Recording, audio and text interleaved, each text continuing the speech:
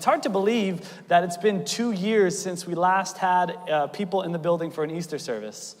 Our last Easter service at the building was April 21st, of 2019. And things in that time looked quite different than they do today. Like in 2019, if you were wearing a mask, people would think there was something seriously wrong with you. And then if you asked a hospitality team member if you could socially distance, first they would have no idea what that meant. And then they would probably call the police and say there was a suspicious person at the building. That's just the truth. Things are weird, aren't they? 2 years ago, we had 1,200 people in the building for Easter. And between the three, every seat was filled, and we had services, and you would sit next to any person, as long as you can get a seat. And here we are, a couple years later, and our three services are probably going to have, 400 people or so. Things are weird. You're walking in, getting your temperature checked. You have pre-registration, and on and on and on. It's even strange because there's an air of suspicion in the air, isn't there, around stuff. You might have thought to yourself as you walked in, those people on stage are singing without a mask. Are they allowed to do this? And I don't know. Maybe you're right. I don't know. But the point is that there's fear and concern in the air, and things are weird. Like we've been so divided. Things, I say some are specific, some are suspicious, but there's others who are thinking that all this stuff is stupid. And I get that too. I'm not making any specific point at all. All I'm just saying is that, for lack of a better word, things have been strange. So much has been taken from us. This past year has been filled with incalculable amounts of grief and immeasurable amounts of frustration and disappointment. And ultimately, that's because this past season, the season that we're in right now, has been a season. Yes, play the music. This is not what I meant to do. If you've been part of the Broward Church for any more length of time, you know that I've had so many problems with this clicker. It's been a season of... Perfect. Hey, my name is Andrew Fernandez. You can just change slides for it. It's been a season of waiting. Broward Church on May 18th. Can you put the next slide? Yeah, there you go. Waiting. Hasn't it been a season of waiting? Waiting. And what I just learned is that waiting is hard. Especially, and you can go to the next slide, especially when you're waiting for good news. And it's interesting to me because this idea of waiting for good news is actually one of the major themes in the Bible. All over the place we see this concept in the scriptures, maybe not so, not written this way, but that we see this idea that good news is on the way. You can change the slide. Good news is on the way. Throughout the biblical text, we see people in seasons not too dissimilar from what we're facing over this last 18 months. In fact, the characters in the Bible are so rich because their struggle is very similar to our struggle. They have to figure out how to navigate faith while they're waiting on God to deliver something good.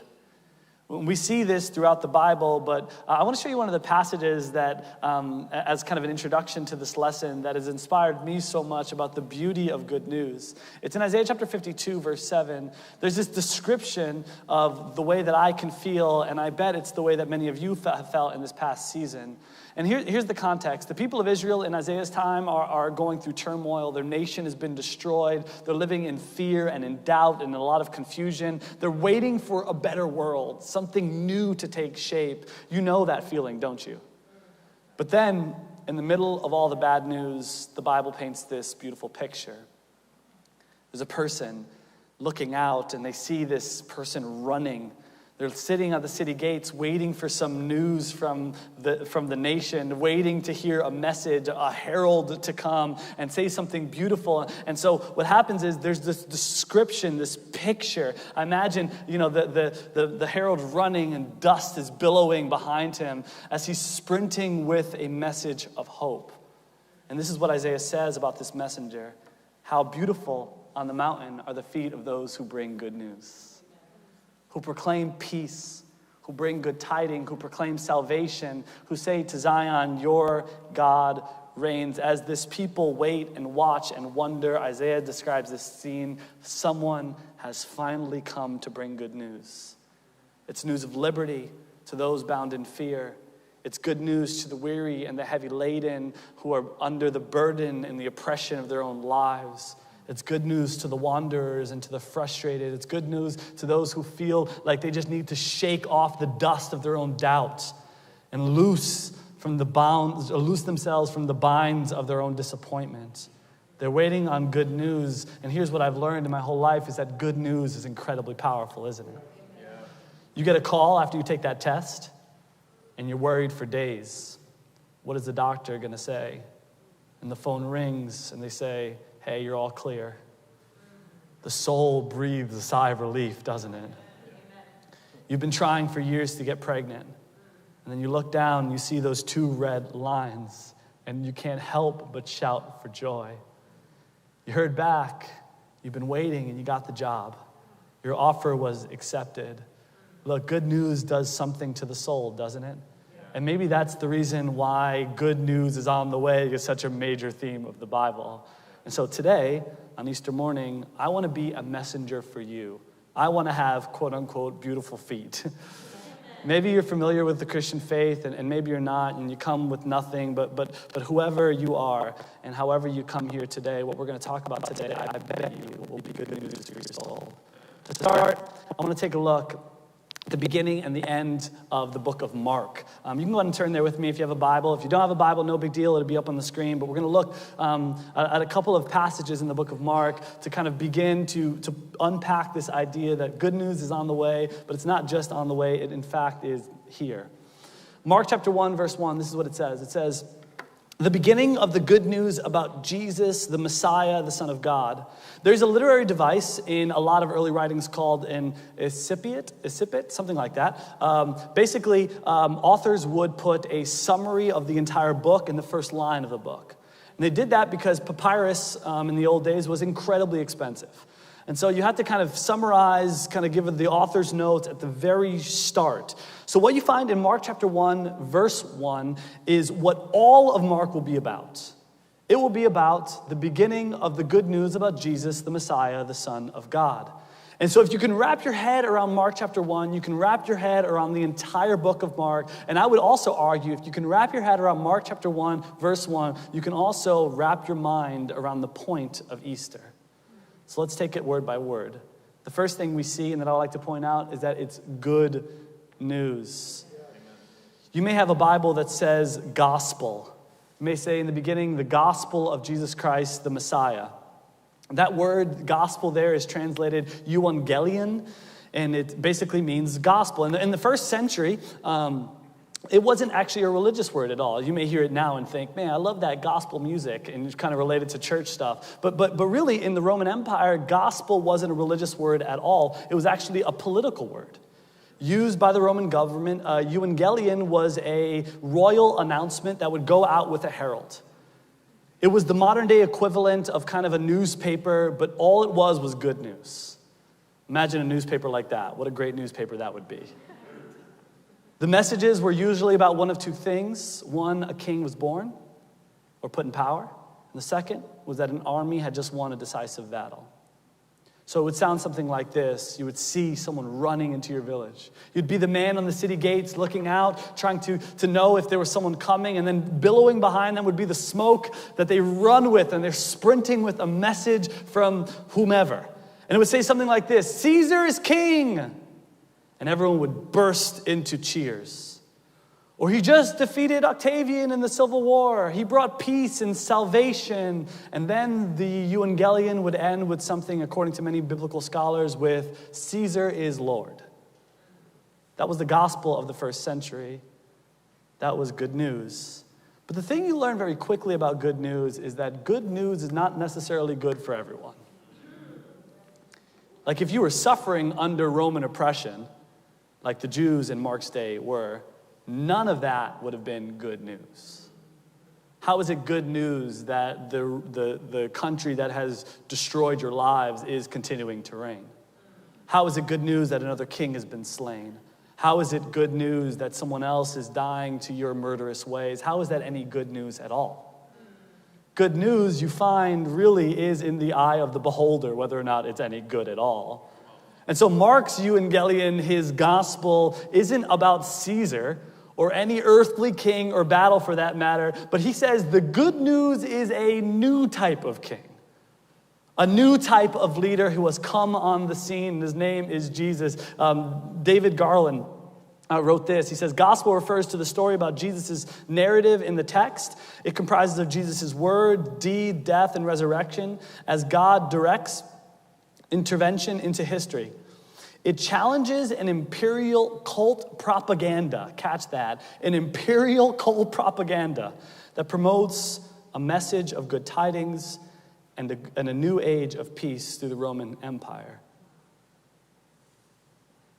The good news of the day was, hey, the empire is still reigning, it's good, it's peace, it's salvation, it's awesome. And Mark goes, that's not good news at all. In fact, the gospel of Jesus redefined good news forever.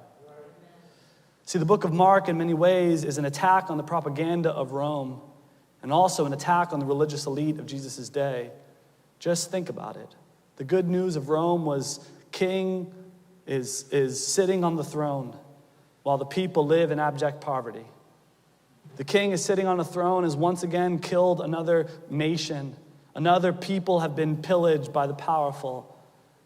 And what's the good news of Jesus? Well, here's somebody who loves those who hate him, who tells you to turn the other cheek, who's powerful enough to stand up against religious corruption, who's so secure that he taught his followers not to hate people, but to love their neighbor as they love themselves. Mark is telling his audience, that's good news. You want to hear good news? I got something totally different than what you grew up with. Good news is not the powerful staying in power so they can continue to abuse those who are under them. Good news isn't that we, stay in the same system of the world that has caused so much pain. Good news isn't that the hurting continue to be hurt, or the broken stay broken, or the sick remains sick, or the abuser gets away. That's not good news at all.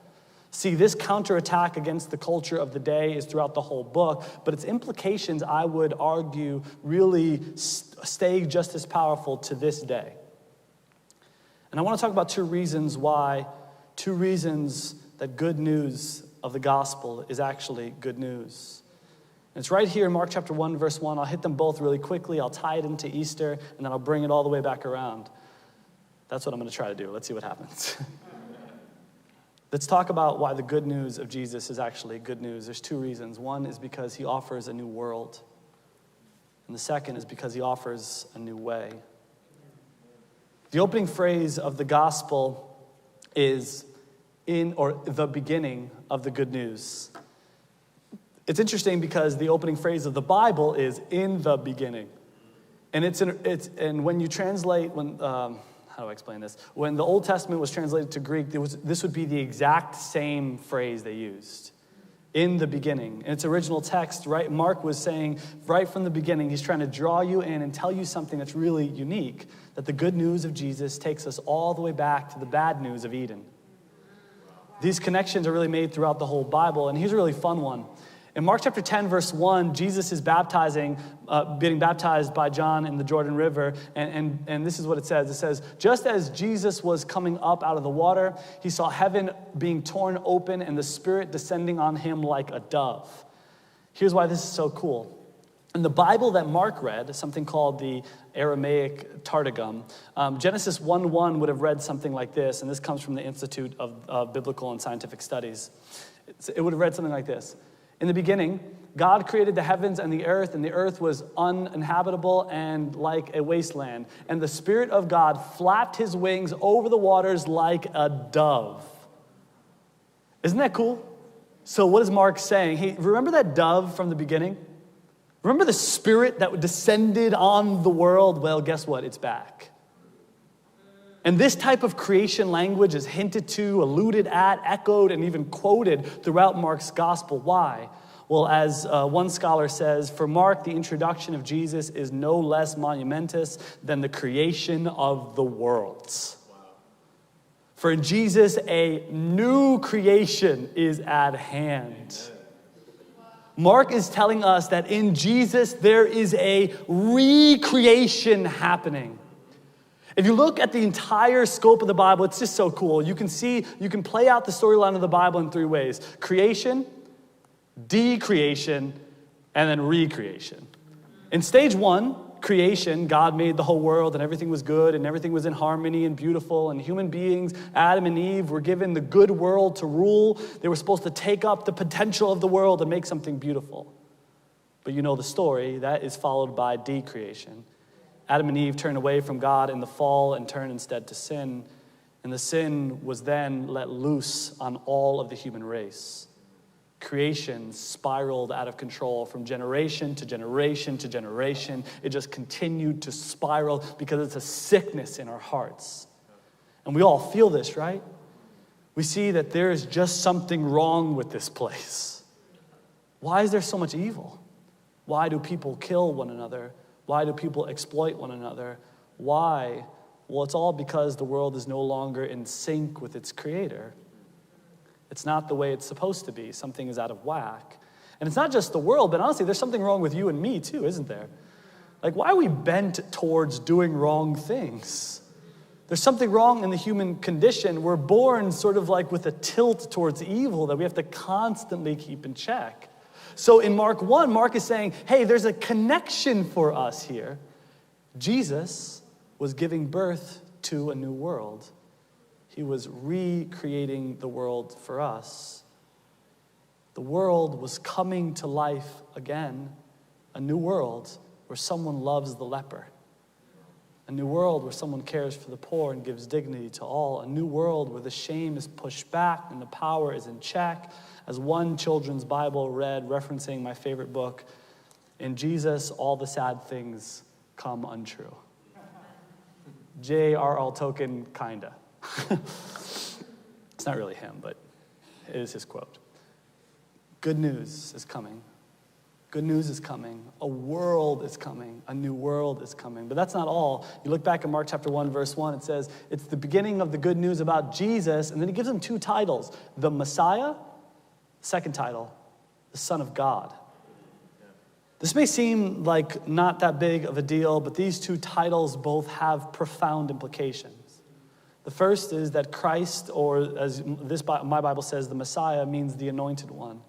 It's the people who would lead the men and women of God back to its creator, who would connect them back to the divine, the Messiah, the anointed one. It was the word for the person whose way we should follow to get back to the creator. But he's given another title. It's not just the Messiah, it's also the title, the Son of God. The Son of God is language often used by the Roman Caesar. It started with Augustus, who claimed to be the Son of God. And it was such a popular phrase that a typical Roman coin in Mark's day would have Caesar's face on one side and the opposite side, a Latin phrase which meant Son of God. What is Mark saying? You know the religious elite, those who think they are like the Messiah? And you know the way of the Caesar? Both their ways are no more. Instead, there's someone else who is in control now. What a powerful statement that is just from the very beginning of Mark's gospel. And this was a dangerous good news. Treasonous, in fact. It's no wonder Jesus was executed by the religious elite and the Roman government as a criminal. And all of the apostles, minus one, were executed. And millions of Jesus followers throughout the year have been put to death. People who would say Jesus is the Christ, the Son of God. This euangelion wasn't just a religious cliche. It's a statement saying something real about the way that we think about what's appropriate in life. It's a statement about whose culture we will follow. It's a statement that should bring us to kind of some sort of intensity about the idea that the old order of things or the old way of things is not a good way to live, that we actually must sort of organize our steps in the way we live by something greater than the Caesar or the culture or the religious elite. It's a statement that's saying that the real true bridge between heaven and earth, the mediator between God and man, and the one we should allow to order our steps is not Caesar, but it's Jesus. Amen. See, Mark, for the rest of the book, will continue to push in these two ideas that a new way is coming. A new world is coming and a new way is coming. And again, these two storylines run all the way through Mark, but it's in Mark chapter 16 at Easter where the storyline reached the dramatic climax.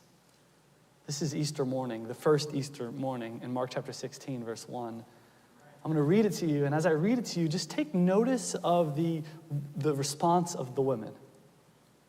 When the Sabbath was over, Mary Magdalene, Mary the mother of James, and Salome brought spices so that they might go and anoint Jesus' body. Very early on the first day of the week, just after sunrise, they were on their way to the tomb, and they asked each other, who will roll the stone away from the entrance of the tomb? They're expecting to find a dead body, and as they get there, they're going to anoint the dead body of Jesus. Certainly, they had hoped that he would be something greater, but it turned out that he wasn't, at least in their mind. He was a great teacher. He was a great rabbi. But he really wasn't who he claimed to be, and the least that we can do is go anoint the body. Go connect with the body. It says, but when they looked up, they saw that the stone, which was very large, had been rolled away. And as they entered the tomb, they saw a young man dressed in a white robe sitting on the right side, and they were alarmed. Don't be alarmed, he said. You're looking for Jesus of Nazareth who was crucified? He has risen. He is not here. See the place where they laid him. But go, tell the disciples and Peter, he is going ahead of you into Galilee. There you will see him just as he told you. Now, this should be a moment of celebration. What? You know, they're like, yeah, they're super pumped, and they start sprinting back to the disciples to interact with them. This should be a moment of salvation, of super, super celebration. But notice the words. Trembling and bewildered, the women went out and fled from the tomb. They said nothing to anyone because they were afraid. Now, if they had believed that when Jesus said, or if they understood that when Jesus said he was going to rise from the dead, they actually believed it was going to happen, or they knew it was going to happen, this moment would have been a moment of celebration. But instead, it's a moment bewilderment and trembling. They're afraid. Those are the words used to describe Mary and these women. The women are scared to death on the first Easter morning. Why? Here's where we get to the good stuff. The short answer is because for centuries, they were waiting. They had heard through the scriptures and through the teachers that good news was on the way. That a new world was on the way. The recreation was on the way. They believed that one day the Creator God was going to fix the world. They believed that a new heaven and a new earth would be birthed at some time. They believed that recreation was going to happen one day. At the end of history, right? When God makes everything right, when he comes back and he restores all things, when he makes it right, but they expected it. But at Easter, nobody was expecting that one day would become today. You could put it this way. The resurrection means that Jesus dragged the future into the present and opened up a new world and a new way right in the middle of this one. N.T. Wright says, when Jesus rose from the dead on Easter morning, he rose as the beginning of a new world that Israel's God had always intended to make. That is the first and most important thing to know about the meaning of Easter. The world that God had always intended to create in the future, he did in the middle of history. Easter is the start of a movement away from the old order of life into something brand new, where men and women could begin to see heaven and earth sort of like kiss one another by living out the teachings of Jesus. And when we get it right, it's like opening up a portal to heaven in the middle of the world. How cool is that? The gospel is saying, yeah, you've been waiting for good news, but good news has come. Amen. It's not on the way. There's no more wondering. There's no more trying to figure out what's the best way to live and how do I figure out how to restore the world. There's no more of that. It's here. Easter is a celebration that recreation is at hand. The resurrection is the inauguration of that idea. You may look and think, it was thousands of years ago, though, and the world is still destroyed, and it was a different language, and they wore different clothes, or whatever. and think, well, what does this have to do with me? Well, it has everything to do with you. Here's the end of Mark's gospel. Verse 15, he, that's Jesus, said to them, this is after he rose from the dead, after they already interacted, now he's telling them to move forward. He's telling them, hey, this is what you need to do. Go into the world and preach that good news, the gospel, to all creation. Whoever believes and is baptized will be saved. Jesus, back from the dead, tells his followers, go tell people. What are you going to tell people? Oh, simply go tell people, go make disciples, go be the beautiful feet of good news. Teach anybody who will listen that there is a new way to live. You can escape from the Truman Show. You can hit the hatch. You can leave this corrupt world behind. You can get out of the rat race and out of the hamster wheel. You can escape from the lies the world tells you. And the lies your soul, your inner sort of self, evil self tells you, your flesh tells you. You don't have to only value what you achieve. Your whole life doesn't have to be about how pretty you look and what car you drive. You can actually escape the matrix. You can escape from the tyranny of social media and a 24-hour news cycle. You can escape from the constant pull of the patterns of the world. You don't have to live in this divided culture anymore. You can live in a world with other people trying to restore God's good world. You can actually hit the eject button and get out of this nonsense that we're in right now. You can find a hatch and be free from this world. Look, what I'm trying to tell you is that every one of us look at the world and go, there's a problem here. And all of us think, I wish there was a better way. And Jesus 2,000 years ago is like, there is. There is. How do you do it?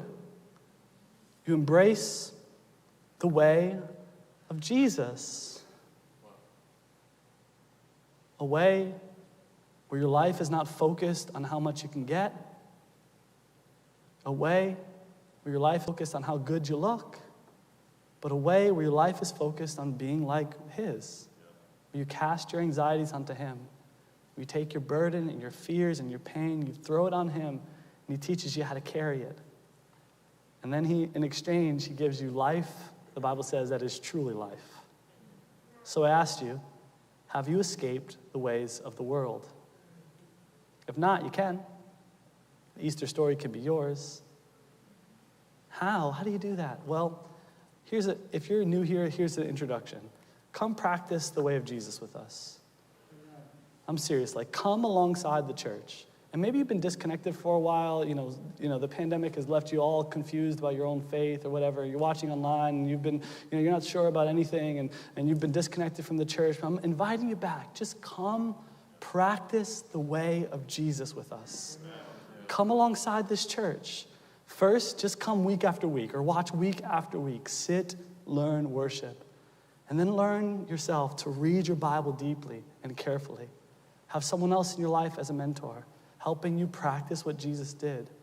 Live with this in mind. What would Jesus do if he were you? And when you decide, after you realize that his way is significantly better than any other way there's ever been, and you realize that you can actually escape this corrupt, disgusting world, after you realize that, then make a decision, if you need to get baptized. In another place, Paul writes that baptism is a metaphor for death. You die to your sin, your past, and your shame. Then comes the burial where you go underwater, and then resurrection where you're raised to life with a new life in God. Some of you today, that's your next step. You can do that. You can step into the waters. You can repent of your sin. You can put your faith in Jesus. But I know that's only half of us here. The other half of us have, been Christians for a long time. And some of you are doing super great. You're getting ready for brunch, spring's in the air, you're wearing pastels, you know what I'm saying. Tomorrow candy is half off, can you believe that?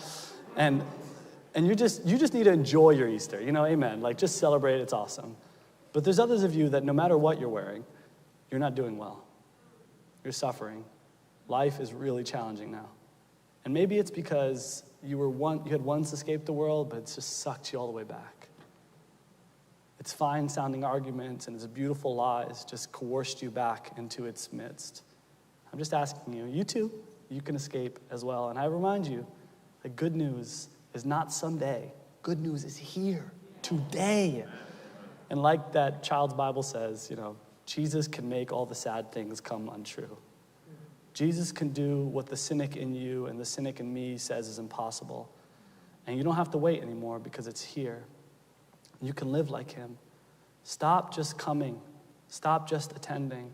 Stop just reading and actually begin to do what he says. So what are you waiting for? The tomb is empty. Jesus is alive. Good news is bursting from at the seams. A new way is calling, and a new world is here for us to occupy.